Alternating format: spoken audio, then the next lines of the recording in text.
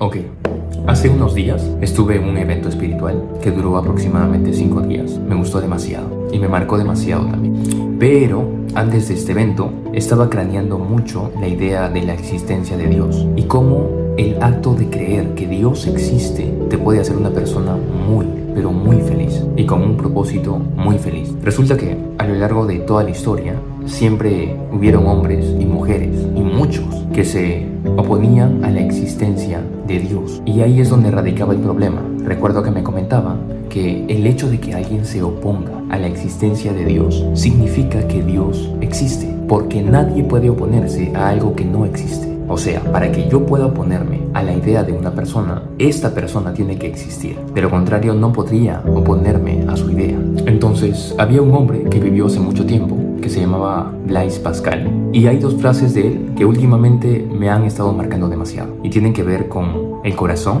y con la razón. Entonces, básicamente, la primera frase decía así: el corazón tiene razones que la razón no entiende. Nuevamente, el corazón tiene razones que la razón no entiende. Es el corazón el que siente a Dios, no la razón. Terminaba esa frase y luego seguía otra que decía: he aquí lo que constituye la fe. Dios sensible al corazón, no a la razón. Y esto tiene mucha lógica, porque dentro del corazón es donde se produce los pensamientos. Y cada uno de nuestros pensamientos tienen imaginación. Hay un verso escrito en uno de los libros sagrados que decía: vio Jehová que la imaginación de los pensamientos del corazón del hombre era de continuo solamente el mal. No quiero ahondar en este tema, pero simplemente quiero hacer énfasis en la idea de que el corazón tiene pensamiento y que estos pensamientos tienen imaginación. Entonces, muchas veces, consciente e inconscientemente, hemos imaginado y nos hemos dado cuenta que la imaginación no tiene límites. En este momento, en este preciso momento, yo te puedo estar hablando, ¿verdad? Pero cierro los ojos y me imagino en Francia, o me imagino en un bote, me imagino en la Antártida, me imagino en el Área 51, todo al mismo tiempo. Entonces, en ese ambiente que no tiene límites, que no tiene forma, que no tiene restricción, es donde podemos entender a Dios. ¿Pero por qué? Porque Dios no puede ser reducido a una frase. Dios no puede ser reducido a una palabra. Dios es un ser ilimitado. Dios puede ser encontrado en gran parte de la creación. Así que nuevamente repito lo que decía Blaise Pascal: el corazón tiene razones que la razón no entiende. Es el corazón el que siente a Dios, no la razón. He aquí lo que constituye la fe. Dios sensible al corazón, no a la razón. Entonces, a veces me da risa cómo algunas personas tratan de encasillar a Dios. O sea, es que Dios no puede ser encasillado, Dios no puede ser definido. Sabemos que Dios es amor, pero depende también en gran manera qué es lo que tú percibes como amor, que es un tema totalmente aparte. Ojo, y no solo Blaise Pascal habló acerca de Dios, también Albert Einstein, que todo el mundo conoce, o gran parte de la Tierra conoce, decía algo muy interesante con respecto a la persona de Dios, a la esencia de Dios. Él decía que todo aquel que esté seriamente comprometido con el cultivo de la ciencia llega a convencerse de que en todas las leyes del universo está manifiesto un espíritu infinitamente superior al hombre, y ante el cual nosotros, con nuestros poderes, deberíamos sentirnos humildes. Así que yo también considero que nosotros, como seres humanos limitados, deberíamos ser humildes. Deberíamos considerar el hecho de que existe un ser sumamente supremo, sumamente inteligente, y no creer que porque hemos leído un libro o tenemos una idea aparentemente genial, tengamos el derecho de afirmar que Dios no existe. Eso es algo realmente necio. Y no solo necio, sino arrogante, narcisista, presuntuoso. Pero dejemos este punto a un lado y volvamos a lo que dijo Blaise Pascal con respecto a Dios, pero más estrechamente relacionado con nosotros, los hombres. Entonces recuerdo que estuve en este evento espiritual de 5 días y justo en este evento se mencionó esta frase. Resulta que Blaise Pascal decía que todo hombre tiene un vacío en su corazón y que este vacío no puede ser llenado por ninguna cosa creada, sino solo por Dios, el Creador, hecho conocido a través de Jesucristo. Y cuando escuché esto, después de cierto tiempo, tuve un cosquilleo. Sentí alegría, sentí belleza, sentí excelencia de parte de Dios. Pero también en su debido momento sentí un poco de frustración por aquellos que niegan la existencia de Dios o no tienen la capacidad de aceptar que Dios existe. Y Tomás de Aquino decía exactamente lo mismo.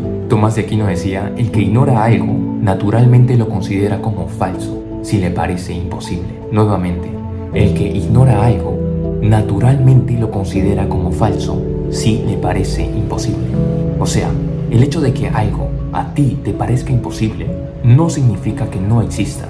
Lo único que significa es que no tienes la capacidad de creer que existe. Pero a ver, para hacerlo un poco más razonable, tengamos en cuenta el universo.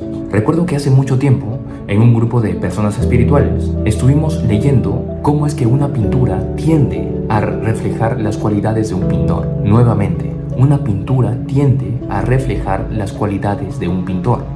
Todos aquellos que contemplan pinturas de Van Gogh están estrechamente relacionadas con este personaje. Saben cuál es su estilo, saben cuál es la forma en la que este pintor solía hacer sus cuadros. Y aunque no lo creas, es exactamente lo mismo con el universo. Las cualidades del creador, escúchame bien, las cualidades del creador se manifiestan a través del universo que él creó. Las cualidades de ese ser que nosotros conocemos como Dios se manifiestan a través del universo que Él ha creado. Y aunque no lo creas, la Biblia también habla de esto. En Romanos 1:20 hay un hombre llamado Pablo que dice que las cosas invisibles de Él, o sea de Dios, que son su eterno poder y características divinas, nuevamente, las cosas invisibles de Él, su eterno poder y características divinas, se han visto con toda claridad desde la creación del mundo, siendo percibidas por medio de las cosas hechas, es decir, por medio de todo lo que nuestros ojos pueden percibir, por medio del sol, por medio de la luna, por medio de las estrellas. Y no me vas a negar que es genial ver un atardecer, es genial ver un amanecer, es genial ver cómo el sol puede iluminar en su máximo resplandor. Y quiero traer a este video la frase que mencioné en el anterior. Esta frase le pertenece a Nikola Tesla. Él decía que una estrella pide ser vista. Pero si nosotros, los seres humanos, no estuviéramos tan ensimismados, entenderíamos su mensaje y su lenguaje. Él también decía que el universo es pensante, es como un animal pensante, y eso quiere decir que también siente. Y aquí quiero hacer un breve paréntesis. Hace unos días estaba en el parque con un grupo de hermanos míos y hablé con uno de ellos particularmente. Entonces le hice una pregunta muy simple. Le señalé un árbol y le dije, ¿tú consideras que este árbol piensa? ¿Tú consideras que este árbol siente? Y su respuesta inmediata fue, no considero que este árbol piense, no considero que este árbol sienta. Sin embargo, uno de los personajes históricos que ha marcado demasiado la historia fue Jesús. Y este Jesús le habló a un árbol, específicamente a una higuera. ¿Y qué le dijo? Le dijo, nunca más salga de ti fruto. ¿Y sabes qué es lo más sorprendente? Resulta que cuando volvieron, porque tengo entendido que entró en una ciudad y luego regresó, sus discípulos percibieron que esta higuera se había secado, es decir, había obedecido. Jesús le dijo, nunca más nazca de ti fruto. Y es exactamente lo que hizo, se secó. Entonces, ¿cómo podríamos hablarle a un ser como si fuera un humano si este ser no pensara? Ahora, no quiero decir que los árboles sean seres humanos. Lo que quiero decir es que no debemos negar la idea o el hecho de que los árboles también tengan la capacidad de pensar. Y no solo los árboles, sino todo el universo. Isaac Newton, un hombre que todos conocemos, o en su mayoría, dijo algo muy interesante con respecto a la creación del universo. Él decía que la admirable disposición y armonía del universo no ha podido sino salir del plan de un ser omnisciente y omnipotente. Ahora, ¿qué es la omnisciencia? La omnisciencia es el conocimiento de todas las cosas reales y posibles. Es un atributo exclusivo de Dios, de nadie más. Nosotros no podemos conocerlo todo. Los seres humanos no tenemos la capacidad individualmente de conocerlo todo. Y considero que tampoco grupalmente. ¿Y qué es omnipotente? Simplemente que todo lo puede, que también es un atributo solo de Dios. Así que volviendo a lo que decía Isaac Newton, la admirable disposición y armonía del universo no ha podido sino salir del plan de un ser omnisciente y omnipotente. Pero considero que tenemos que aterrizar un poco más nuestras ideas para hacerlo mucho más comprensible, ¿ok? A ver, recuerdo que una vez leí en un apartado que los astrónomos habían calculado que existían más de 100 billones, escúchame bien, más de 100 billones de estrellas en nuestra galaxia, solo en nuestra galaxia. Y no solo eso, sino que existían billones de galaxias en el universo. Esto es literalmente alucinante. Voy a volver a decirlo. Hay más de 100 billones de estrellas en nuestra galaxia y que existen billones de galaxias en el universo. Solo haciéndote una idea de la grandiosa mente que puede tener este ser, te quedas alucinando. Pero a ver, para no divagar mucho en nuestra mente, hablemos de nuestro sistema solar. Sabemos que hay 9 planetas que giran en perfecta sincronización alrededor de una estrella que viene a ser el Sol. Entonces, en nuestro planeta, que es la Tierra, sabemos que se mueve a una velocidad exacta de 108.000 kilómetros por hora y que dura exactamente 365 días en dar la vuelta al Sol. Dura 365 días en dar la vuelta a esta estrella. Y no solo eso, sino que también da la vuelta en su propio eje 24 horas. Así que por un tiempo me estuve preguntando por qué existen personas que no creen en Dios. ¿Por qué existen los ateos? ¿Por qué ellos niegan a Dios? ¿Por qué niegan la idea de la existencia de Dios? Y no fue hasta que escuché algo de Francis Bacon, que fue un hombre filósofo, fue científico y fue estadista. Él decía algo muy interesante. Él decía que un poco de filosofía inclina la mente humana hacia el ateísmo. Nuevamente, un poco de filosofía, un poco, inclina la mente humana hacia el ateísmo. Sin embargo, profundizar en la filosofía conduce la mente humana a Dios. Ahora, en esta idea de la filosofía, no quiero ahondar mucho, pero sí considero demasiado que las personas que han marcado la historia, incluso Jesús, llegaban a filosofar demasiado.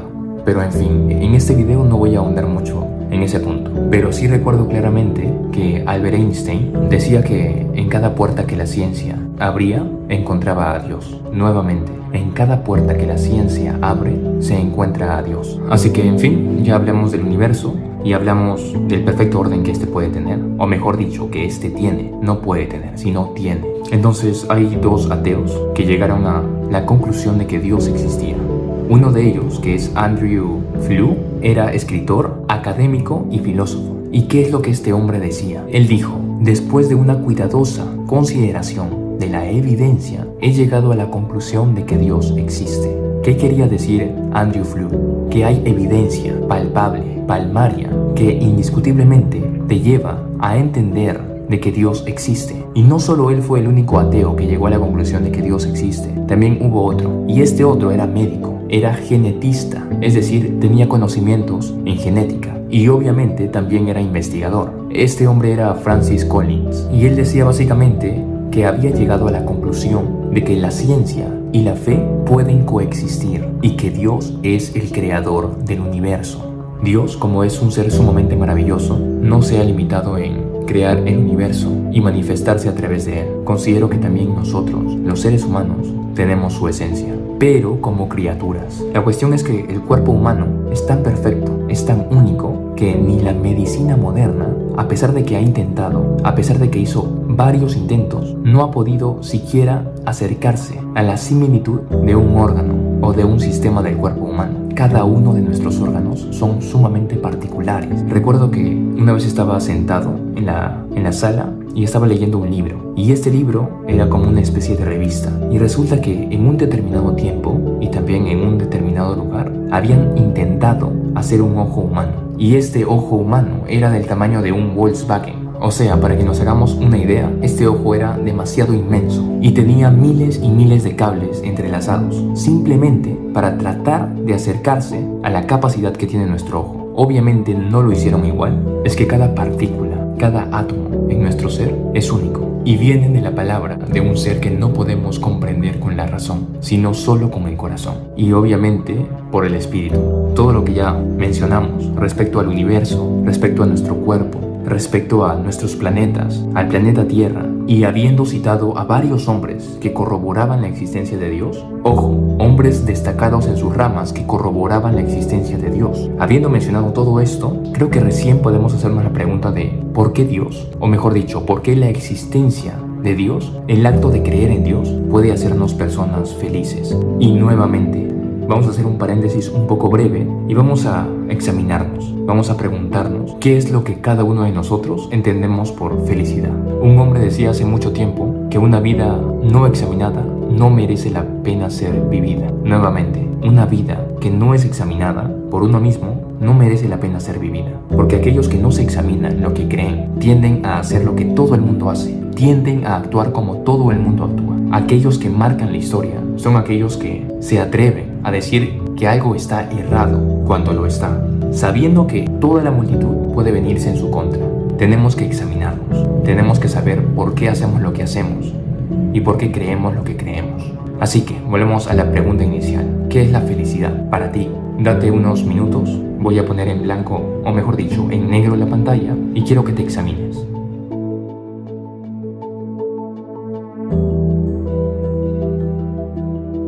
Bueno, a lo largo de toda la historia, considero que el término felicidad se ha tergiversado, o mejor dicho, se ha entendido mal, ¿ok? Entonces vamos a citar a 4 o a 5 personajes que hablaron de la felicidad y que hasta cierto punto tenían razón. Todos aquí conocemos a Aristóteles, que fue un hombre sumamente destacado. Él, de manera simple, dijo que la felicidad depende de nosotros mismos. Nuevamente, la felicidad depende de nosotros mismos. Ese fue Aristóteles. Ahora, también tenemos a Epicurio, que también fue un filósofo. Él decía, no arruines lo que tienes deseando lo que no tienes. Nuevamente, no arruines lo que tienes ahora deseando lo que no tienes. Recuerda que lo que ahora tienes estuvo una vez entre las cosas que solo esperabas. De alguna manera te estaba diciendo que disfrutes del presente, que disfrutes lo que en este momento tú tienes. Y Rousseau, que fue un hombre también destacado, lo dijo de manera más clara. Él decía, la verdadera felicidad consiste en disfrutar del presente, sin dependencia ansiosa sobre el futuro. Nuevamente, la verdadera felicidad consiste en disfrutar del presente, sin dependencia ansiosa sobre el futuro. Y por último, citemos una frase que también me ha llamado mucho la atención cuando tenía 16 años, referente a Sócrates. Él decía que la verdadera felicidad consiste en el desarrollo de la capacidad de disfrutar con menos. Nuevamente, la verdadera felicidad consiste en el desarrollo de la capacidad de disfrutar con menos. Cada una de estas personas tenían cierto parecer, tenían cierta inclinación, pero hablando ya en términos sumamente serios, de una manera muy cuerda y muy sobria y profundizada, realmente considero que lo que en verdad nosotros, los seres humanos, buscamos es paz. Inconscientemente buscamos paz y esa paz lo traducimos como felicidad. Pero también considero que para alcanzar esta paz, para llegar a poseer esta paz, necesitamos definitivamente saber dónde está ubicada. Nuevamente, para poseer esta paz, para llegar a encontrar esta paz, necesitamos saber dónde está ubicada. Un ejemplo básico, si nosotros fuéramos reyes o fuéramos gobernantes que deseamos conquistar una nación, como mínimo, como base, como ley sí o sí, definitivamente necesitaríamos saber dónde está ubicada esa nación. Así que considero exactamente lo mismo referente al tema de la paz. La única manera de encontrar la paz es saber dónde está ubicada. Y personalmente quisiera contar algo que me ha marcado demasiado y me ha ayudado a encontrar paz en esta tierra. Y por ende también me ha ayudado a encontrar felicidad. Y básicamente son las palabras de un hombre que vivió hace mucho. Su nombre es Jesús. Y él decía exactamente lo siguiente. Él decía, la paz os dejo, mi paz os doy. Yo no os la doy como el mundo la da. No se turbe vuestro corazón ni tenga miedo. Nuevamente, la paz os dejo, mi paz os doy. Yo no la doy como el mundo la da. No se turbe vuestro corazón ni tenga miedo. Cuando interioricé demasiado esta frase, llegué a la comprensión que existen tipos, clases de paz. Hay una paz terrenal, perteneciente al entorno en el que vivimos, y hay una paz celestial, ajena al mundo en el que nosotros vivimos.